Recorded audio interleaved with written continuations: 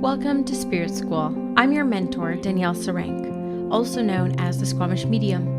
In this podcast, I share honestly all I have learned about the mediumship and spiritual development journey. My intention is to normalize these conversations, to make way for a more confident, clear, and connected wave of lightworkers, serving the world of spirit with an open and joyful soul. Welcome again to Spirit School.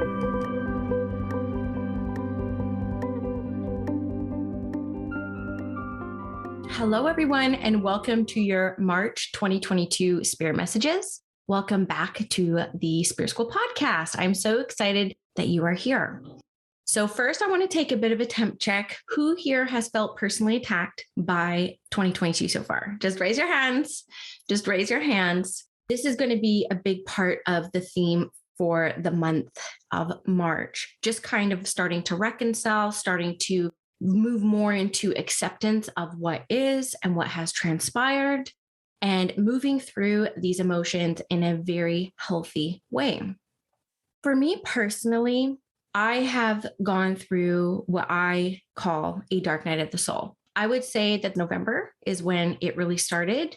And within the past couple of weeks, things have really started to come to an eruption, I would say. And this is all my inner world stuff. My outer world is chef's kiss. No complaints about the material world when it comes to me. I have been feeling very peaceful in my marriage. My kids are thriving. My business is doing phenomenal. There's nothing that is shaking me in the outside world. And a lot of the things that have come up for me personally has been a lot of that inner work. And I do feel very much, and I'm saying this from an experiential lens because I have found so many clients and so many people in my world and my membership going through very similar things, that sometimes when things are peaceful over here, they may get a little bit messy over here. Now, if you're watching me on YouTube, you're seeing all the different hand gestures. And if you're listening on the podcast, just try to visualize along with me. But this is the deep inner work. This is what is required of us to continue to grow and evolve. Now, I wrote an Instagram post just yesterday. I'm recording this on February 25th to give my beautiful podcast editor, Andrea, some space and time to edit this properly before the Spirit Messages launch on March 1st. And I just want to read you this Instagram post that I really channeled. I wrote it in less than 2 minutes, which is when I know I'm really deep into my inspiration. It really resonated with hundreds of people. It was by far my most shared post I probably ever had outside of my Me Mondays. And it was really telling for me that I'm not alone in this. And sometimes we do feel very isolated when we are going through our dark nights of the soul and doing that deep inner work. Because for us who have chosen to come here to spiritually expand and evolve, there will be experiences that we have to face that are going to push us into that evolution process. Rarely do we ever make moves. Rarely do we ever make shifts or changes in our lives when things are complacent and comfortable and peaceful. So if we are here to truly expand and evolve for the greatness of humanity, for the greatness of the spirit world, for the expansion of the universe, we will be called to enter times of great discomfort, of great chaos, to show us where we're at, what still is left to be healed, and to move through it. So I'm going to just read this post because it kind of summarizes what Spirit has been inspiring me for these Spirit messages. And so you guys know, when I do these Spirit messages, usually a week before I start recording them, I do throw thoughts out to the world of Spirit. What shall we focus on? And then they will use my life to build context, because I have come to realize through doing years of this, I've been doing Spirit messages for over 2 years, that what is happening to me is also happening to you. And again, I always talk about these Spirit messages not being, messages that are for every single person on the planet, almost 8 billion people.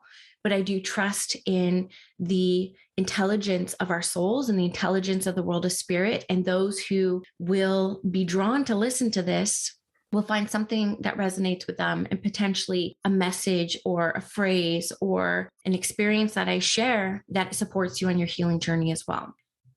So I do believe that a lot of our existence here is a dance with consciousness, a dance of forgetting and remembering, forgetting who we are only to discover a newness within, forgetting our worth only to find a more sustainable power, forgetting our purpose only to find ourselves back in alignment with more passion than ever before.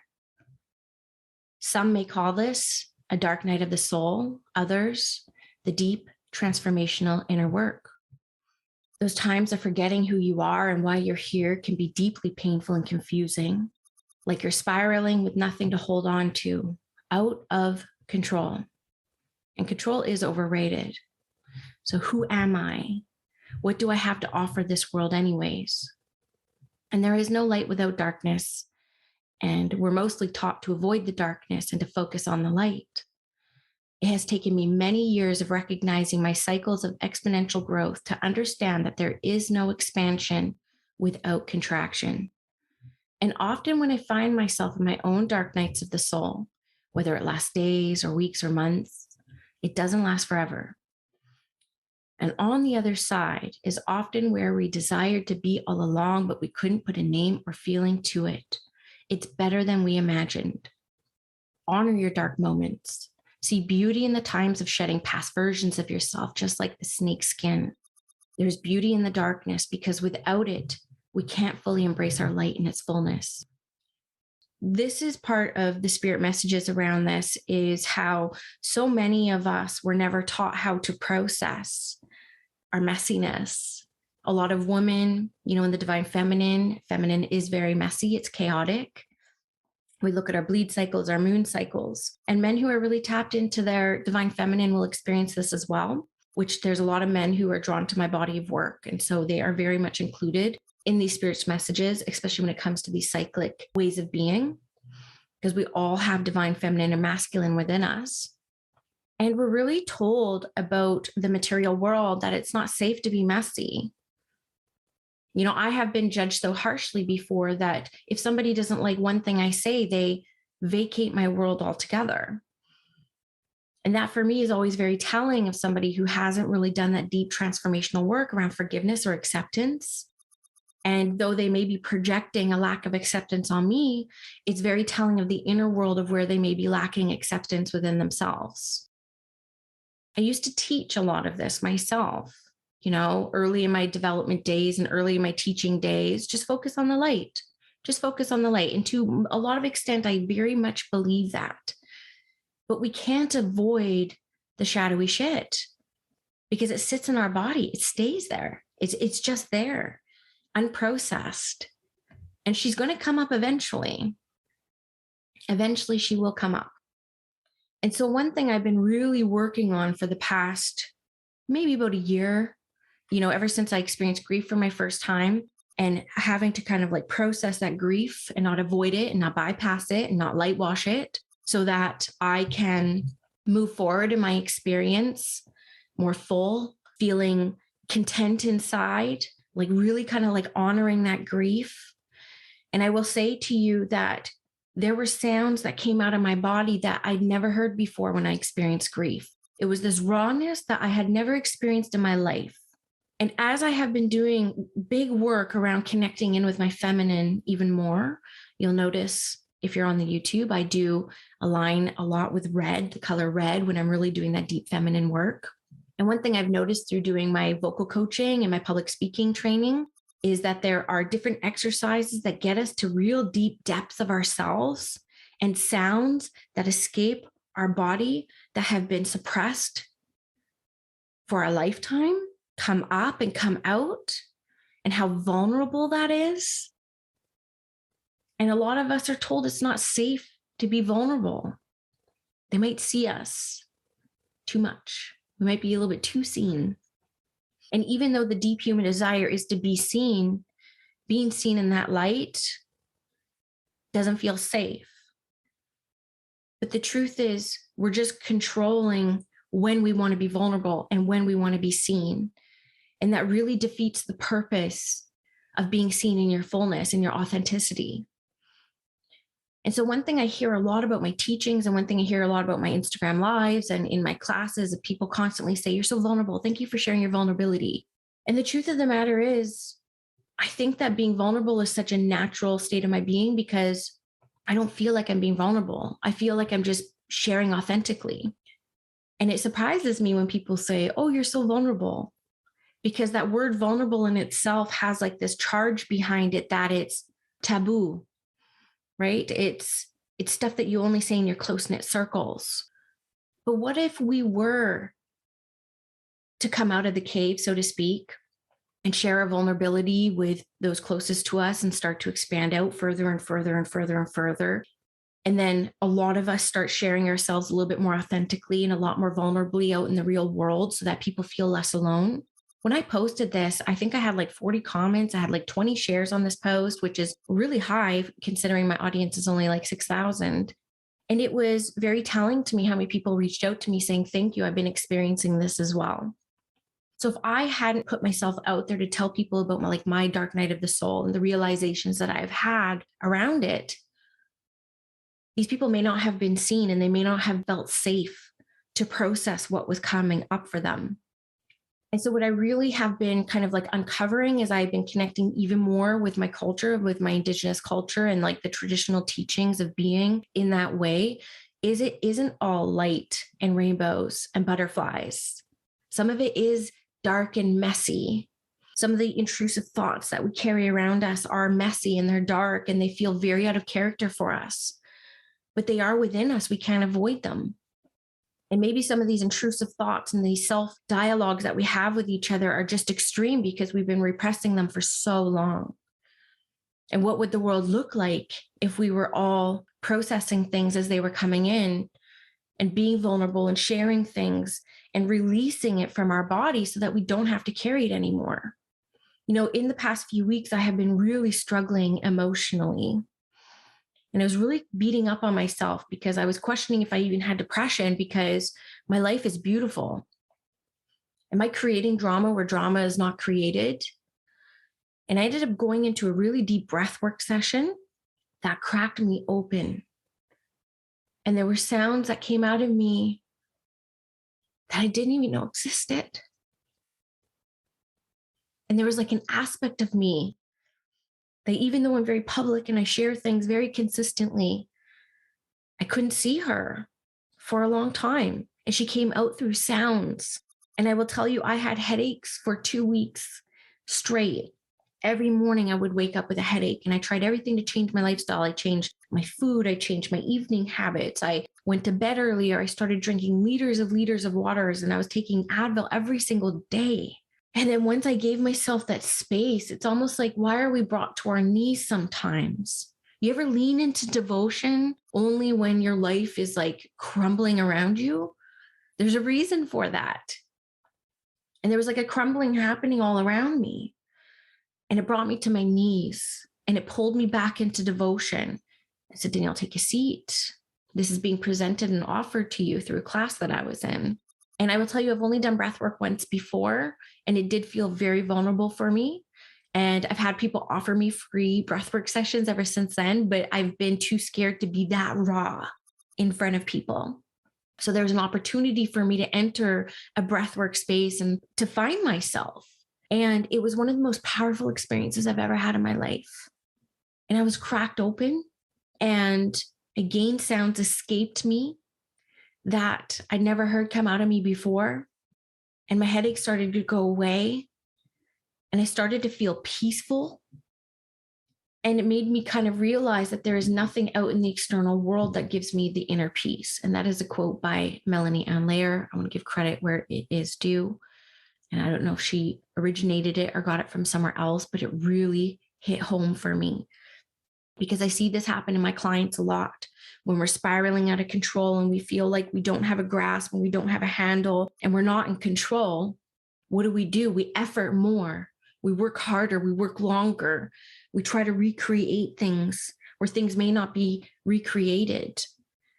And often the answer is when we are not in control and when we feel like we're spiraling and we don't have clarity on anything, the answer is to take a seat and tune within.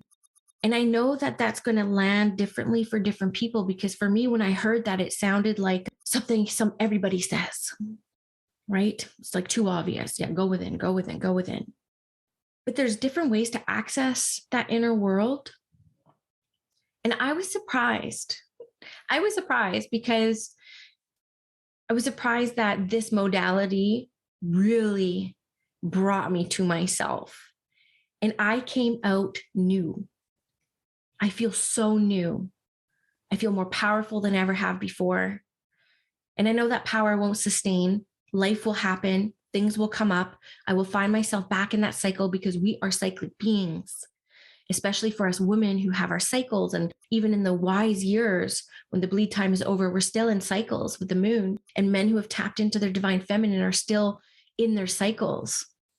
And there really is no expansion without contraction. It's almost like the Big Bang. We contracted and then bang, we expanded as the universe. And the universe is continuing to expand. We know this. We are going to collide with the Andromeda galaxy. We are going to collide one day because we are constantly expanding. And if we are one and connected with the universe, we are also continuing to expand.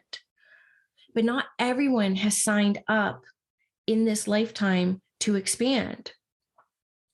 So like my husband has no interest in spiritual evolution or spiritual growth. He doesn't experience the same cycles that I experience because I have signed up to expand. I have signed up to reach new levels of inner wisdom, new levels of spiritual connection. And we won't access those new levels until the ground beneath us starts to rock a little bit and we start to shift, because we don't move when things are comfy. Do I think you can expand and grow without trauma and drama? Absolutely. Absolutely. But I'm talking about I will never be the same again growth. The exponential, the quantum growth is often on the other side of these times that rock us to our core.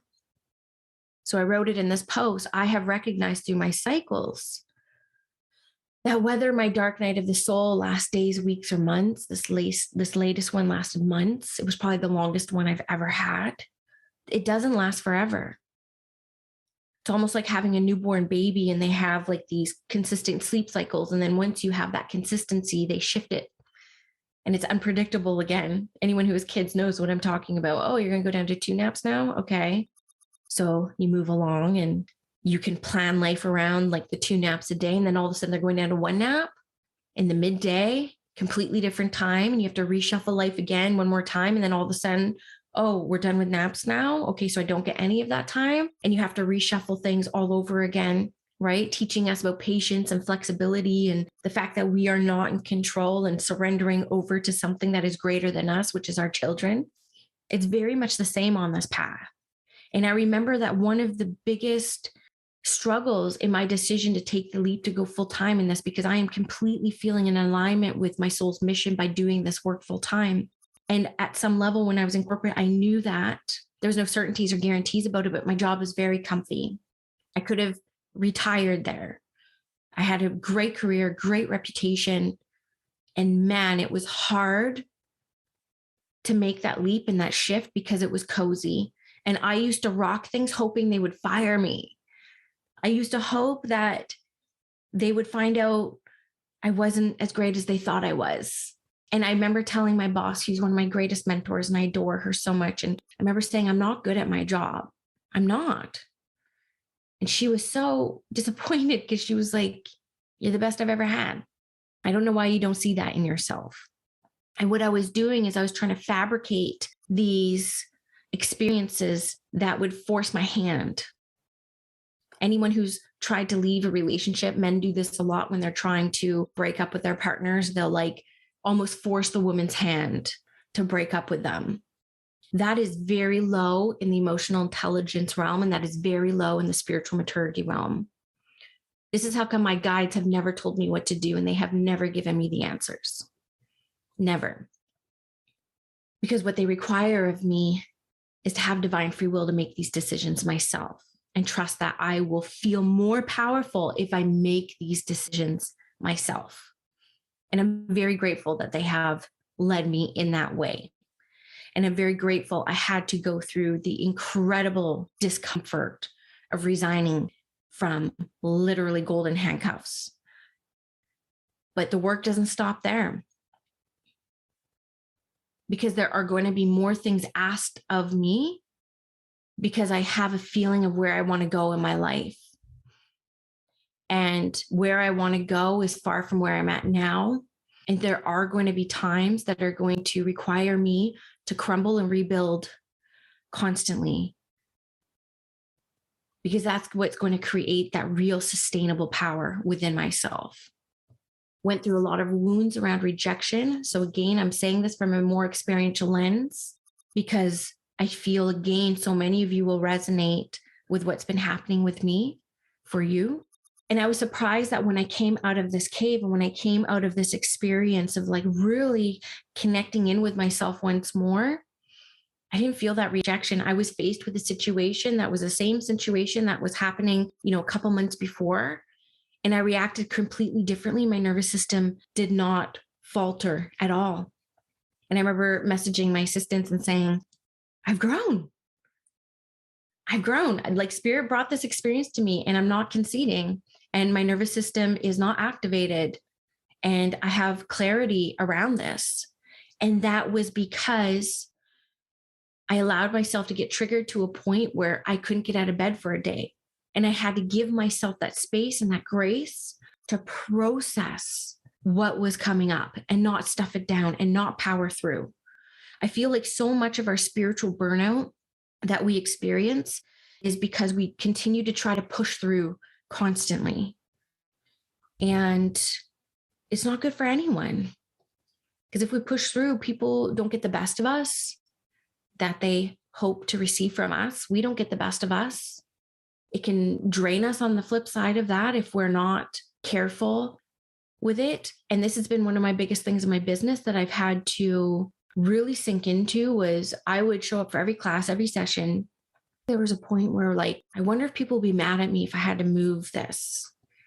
And moving a class with like 50 people or 60 people or 100 people is like really, really hard. So I took the courageous step and I did it once so that I could give myself space to kind of like honor what was coming up for me. No one was mad. And actually, a lot of people reached out saying, oh, that actually works a lot better for me. It's like, oh my God, I have been avoiding this for 5 years, moving things, because I just couldn't show up as my best and my most full self. And I would push through in my masculine all the time. And the feminine is all about like honoring the chaos and honoring the messiness. And you are safe to be messy. That's what I love about my husband. A lot of people are like, how can you be your husband if he's like not into what you're into? Like, my husband is my foundation. He is my rock. He is my ever consistent. He is so stable, and he accepts me fully in my messiness. I've had PMDD since 2016. I've probably talked about divorce like 10 times in those really chaotic times. He's never wavered. He's never faltered. He's never gotten mad at me. He's never punished me. He's never held it against me. He's never met me where I'm at. He has stayed this consistent rock for me this entire time. And I feel so free to fully be me in that space. So if you take dating into consideration and you're putting on your best face, and then all of a sudden you have a bad day and you don't feel like, I can't talk to you today, I can't reach out to you, I can't be with you because I don't want you to see me like this. My hope for all of you is that whatever you have created in your life, whoever you have collected to be part of your circle, are people who you can fully be yourself around without an apology and without having to be someone else, because we are not the same people every single day. We are ever changing. We are not consistent. And I get really like burnt sometimes when people are like, consistency is key. Like, why? Who can live up to that pressure? Who can live up to that pressure? I am all about riding the waves when they're there and honoring the ebbs. So when I have clients who are like, oh, I just like, I can't keep it up. I can't keep it up. I can't keep it up. I can't keep it up. And then they take a week off and they feel like they've fallen behind. But they haven't, because the momentum that they have created will sustain. The energetics will sustain. If you honor that ebb, go into the cave, stay in bed, move that session. honor what is coming up for you so that you don't have to hold it in anymore. One thing I have been doing very consistently since August has been emotion code sessions. It was something that Natalie Wallstein recommended in her Instagram stories. I read the book. I didn't quite get it. It was a very weird book, but I did sign up for emotion code sessions. And I've been working with this practitioner since August. And it's all about releasing the trapped emotions that you don't even carry from your own life, but you carry through your mother's womb, that you carry through like your father's lineage. And some of the stuff that we have real blind spots on. Because I will tell you, this abandonment that I have is not part of my life. I have never been abandoned. My parents are still together. They're still married. I've never really been abandoned. I've had people break up with me and stuff like that, but I couldn't imagine. Those have always been very positive experiences for me. And so I know now that a lot of my abandonment energy that sits within me and all those emotions are actually not even mine. They come from my lineage.